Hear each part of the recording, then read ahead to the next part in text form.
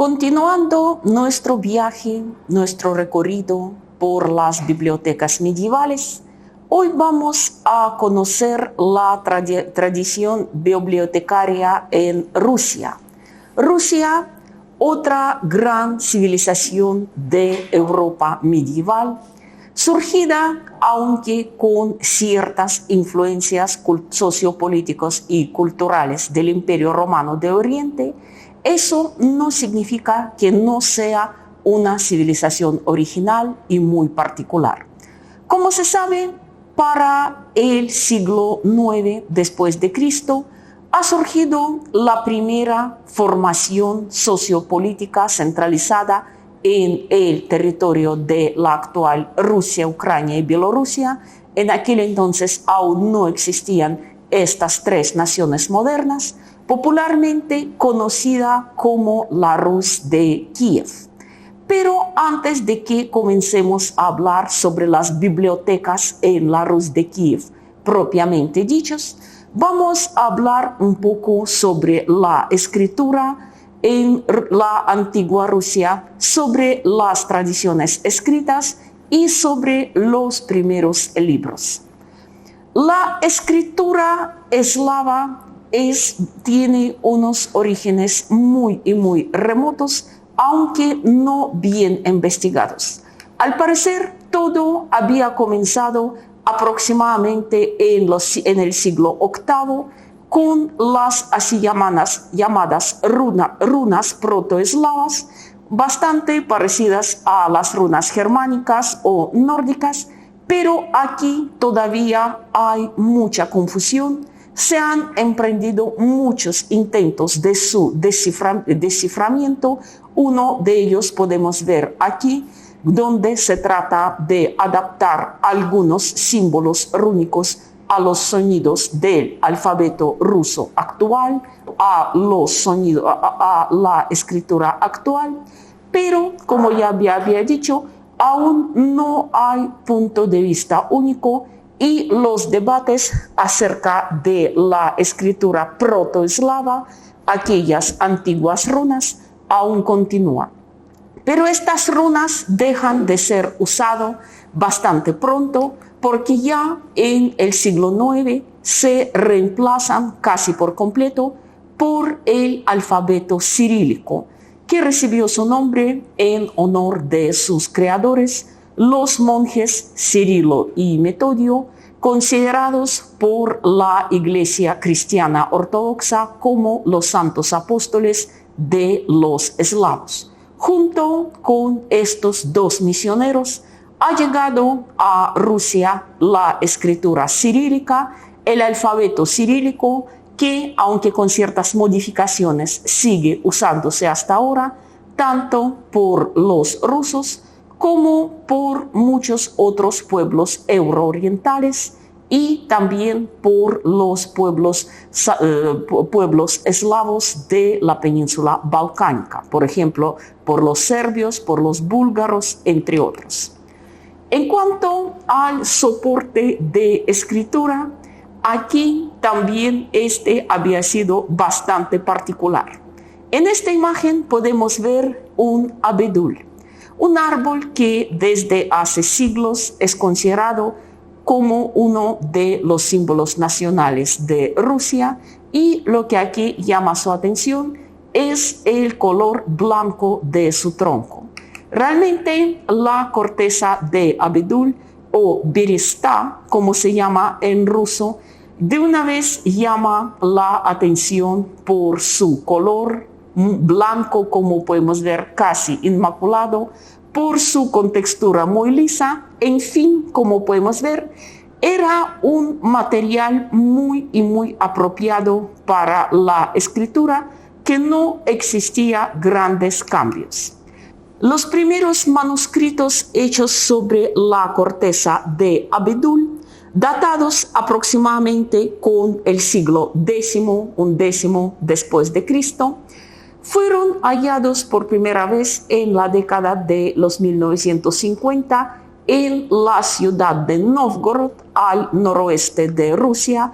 Aquí precisamente podemos ver un lugar de su primer hallazgo, actualmente conmemorado por el presente anuncio. Posteriormente fueron encontrados muchos otros manuscritos de Abedul, tanto en Novgorod como en otras ciudades rusas, y aquí precisamente podemos ver uno de estos manuscritos bastante bien conservado, escrito con letras del alfabeto cirílico sobre aquella misma corteza de abedul, aunque ya se ve un tanto amarillenta, un tanto resquebrajada y no tan blanca y lisa como se veía originalmente. Más tarde, a medida que crecen los vínculos comerciales y culturales entre los pueblos eslavos y el Imperio Romano de Oriente, bajo la influencia de este último, a Rusia también llegan los pergaminos. Los pergaminos que, como ya sabemos, comenzaron a ser fabricados por primera vez en la ciudad de Pérgamo, en Asia Menor, de ahí su nombre, y tenían un origen animal, piel de animales jóvenes, específicamente elaborada para ser usada para la escritura. Así que junto con los primeros pergaminos, a Rusia llegan los primeros libros. Al principio, casi todos los libros eran importados, más que todo del Imperio Romano del Oriente, pero todo cambia a partir del año 988 con el bautizo del príncipe Vladimir de Kiev, que se convirtió en el primer monarca quien oficialmente profesaba la fe cristiana, aunque su abuela, la gran princesa Olga, también se había bautizado durante su famoso viaje a Constantinopla, pero de todos modos lo había hecho de una manera más bien particular. En cambio, Vladimir realizó un bautizo público y muy pronto proclama el cristianismo como la religión oficial de su imperio. Aquí precisamente podemos ver la escena del bautizo colectivo del pueblo de Kiev por el príncipe Vladimir, y posteriormente la nueva fe va conquistando la influencia en todos los territorios eslavos, en todas las tierras que en aquel entonces se encontraban bajo la jurisdicción del príncipe de Kiev. La cristianización de Rusia en gran parte había acelerado sus vínculos, sus relaciones con el Imperio Romano de Oriente, incluido también la tradición de tradiciones educativas, el campo de las letras y de los libros. Prácticamente poco después del bautizo oficial de Rusia, se anuncia la creación de una amplia red de escuelas, al principio todos dirigidos por los pedagogos traídos del Imperio Romano del Oriente, en su mayoría griegos, aunque pronto también comienzan a formarse los maestros nacionales.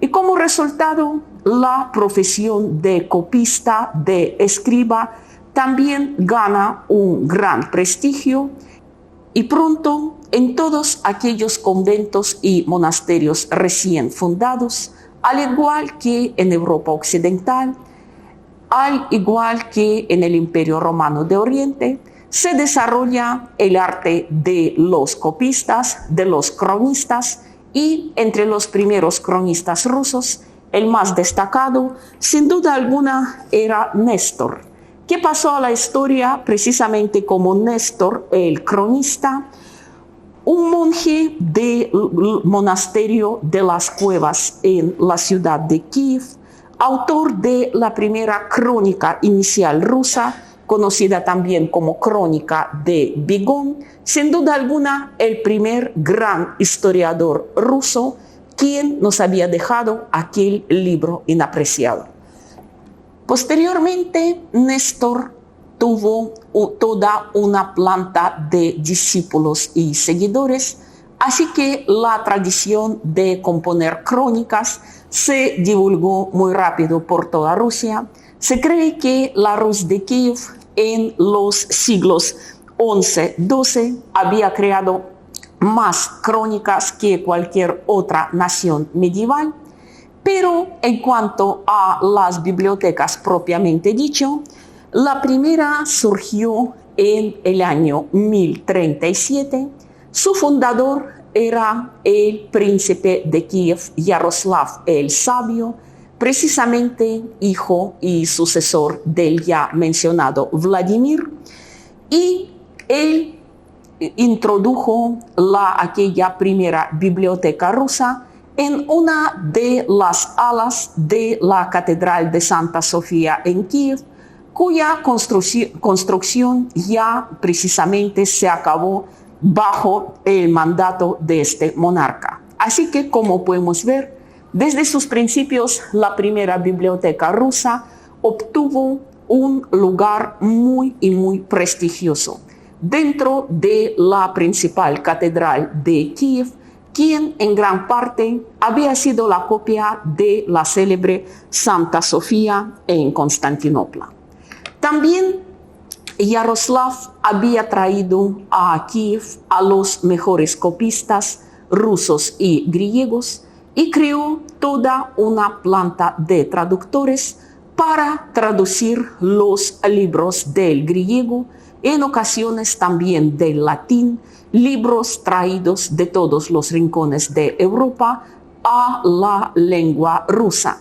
Con frecuencia, Yaroslav dirigía personalmente el trabajo de su planta bibliotecaria y, sin duda alguna, era uno de los príncipes más bibliófilos y más educados de su época, no solo, digamos, a nivel de Rusia, sino de toda Europa contemporánea. Por lo tanto, como podemos ver, Yaroslav consideraba la dirección de la biblioteca una de sus prioridades, como una de las prioridades más importantes de su política cultural y educativa, e hizo todo lo posible para que los fondos de su biblioteca iban creciendo. No se sabe al principio cuántos libros hubo en la biblioteca. Algunos autores nombran un número bastante modesto de 500 títulos no más. Esto dicen que era al principio en la fundación de la biblioteca, pero que ya para el último año del mandato de Yaroslav, su número ya había crecido a 900, gracias tanto a los esfuerzos de los copistas como a los del mismo príncipe, que estaba interesado en adquirir libros prácticamente en todos los rincones de Europa. No le importaba si era un libro en griego o en latín. Ahí en la biblioteca había una planta muy bien capacitada de los traductores. Sin duda alguna, bajo Yaroslav el Sabio, el primer Estado ruso conoció su auténtica edad de oro y aquella primera biblioteca rusa también. Muy pronto las bibliotecas comienzan a surgir en otras ciudades de la Rus de Kiev. Ya para el siglo XII los había en Vladimir, en Rostov, en Chernigov, Suzdal, Polotsk, entre otros. Pero, por supuesto, sería imposible contar en detalles acerca de cada una de aquellas bibliotecas, así que voy a detener mi atención en la biblioteca de Polotsk, que después de Kiev era uno de los centros urbanos más importantes de la Rus de Kiev, y la que fundó la biblioteca de Polotsk, una de las mejores de la época, era una mujer. Sí, la fundadora y la primera directora de la biblioteca de Polotsk era la princesa Eufrosinia de Polotsk, hija del príncipe Sviatoslav, quien, según dicen sus biógrafos, ya a la edad de 12 años había rechazado no solo la primera propuesta de matrimonio que recibió de uno de los príncipes vecinos, sino que la vida mundana como tal. Se retiró a un convento y se hizo famosa no solo por su santidad, sino también por su gran intelecto. Decían que en el arte de copista y traductora rivalizaba con los mejores monjes de su época, es decir, no tenía nada que envidiar a los hombres y pasó a la historia precisamente como una gran bibliófila, la fundadora de la biblioteca de Polotsk y también una educadora, porque dicen que en sus horas libres es casi, digamos, no tenía tiempo para nada más, se dedicó a enseñar a leer y a escribir a los niños de las familias pobres. Así que no es de extrañar que después de su muerte, la princesa Eufrosinia fue canonizada por la Iglesia Ortodoxa y hasta hoy día, como podemos ver, su estatua está adornando la plaza central de Polotsk. Hoy día esta ciudad se encuentra en el territorio de la República de Bielorrusia. Pero al igual que las otras bibliotecas de aquella época, las bibliotecas rusas también conocían tiempos difíciles. Muchos de ellos fueron prácticamente borrados, saqueados, incendiados poco después de su fundación. Sí, la historia de la primera Rusia, de la Rus de Kiev, había sido muy turbulenta. Como se sabe, en la segunda mitad del siglo XII, el primer estado centralizado de eslavos orientales, la Rus de Kiev, prácticamente deja de existir y se divide, se descompone en numerosos principados independientes. Así que Rusia entra en la época del desmembramiento territorial, como muchas naciones medievales, naciones feudales de su tiempo.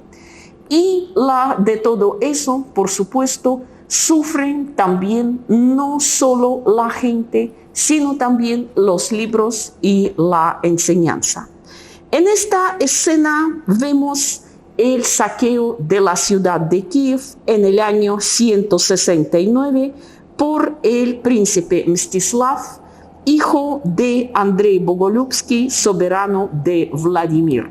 Sí, en aquella época los príncipes rusos de las otras ciudades ya no querían subordinarse a los príncipes de Kiev y el asunto con frecuencia llegaba hasta unos auténticos conflictos, unas auténticas guerras civiles. Y en el año 1169, como ya había dicho, el príncipe Mstislav de Suzdal había saqueado la ciudad de Kiev, tomando como prisioneros a la pareja reinante en Kiev. Cabe señalar que el príncipe vencido se llamaba igual, Mstislav de Kiev, y a su esposa Agnieszka. Aquí precisamente vemos la escena de su captura. Pero esto le pareció poco a Mstislav el vencedor. Él mandó prender fuego a Kiev y también había saqueado la biblioteca, llevándose consigo a Suzdal los volúmenes que le parecieron los más preciados. Más tarde, en el año 1203, Kiev fue saqueada, esta vez por un enemigo externo, por las tribus de los cumanos, o como los llamaban en Rusia, los polovtsi, un pueblo nómada que habitaba en las estepas al norte del Mar Negro y en más de una ocasión emprendía incursiones en las fronteras meridionales de Rusia. Por lo general, Kiev resistía a aquellos golpes, pero esta vez estaba ya muy debilitada por todos estos guerras intestinos que sacudían los principados rusos. Así que aquellos nómadas de la estepa simplemente solían destruir todo lo que no prestaba ningún interés desde su punto de vista, y lastimosamente eso pasaba también con los libros. Pero su peor golpe, la ciudad de Kiev y junto con ella su biblioteca, vivieron en el año 1240, cuando aquella ciudad, la madre de las ciudades rusas, como lo llamaban los poetas, quedó devastada por las tropas mongolas comandados por el Khan Batu, nieto del legendario Genghis Khan. Los mongoles no dejaron de Kiev prácticamente nada, y al igual que sus antecesores, los polovtsi no veían ningún valor en los libros. Cabe señalar que como el asunto era en invierno, cuando hacía mucho frío, los guerreros mongoles simplemente usaban los libros de la biblioteca de Kiev solo para prender el fuego y calentarse. Sí, terminaron en las fogatas encendidas por aquellos rudos y analfabetos nómadas de la estepa. Solo unos pocos libros fueron salvados de la destrucción por algunos monjes, por sacerdotes precisamente de la Catedral de Santa Sofía, quienes los llevaron a diferentes escondites, y posteriormente, a lo largo de los siglos, los arqueólogos o simples aficionados a las antigüedades las encontraban en los lugares menos esperados. Pero de todos modos podemos decir que con este año 1240 la legendaria biblioteca de Kiev deja de existir, y con ella termina su existencia el primer gran estado ruso. Así comenzará una nueva etapa.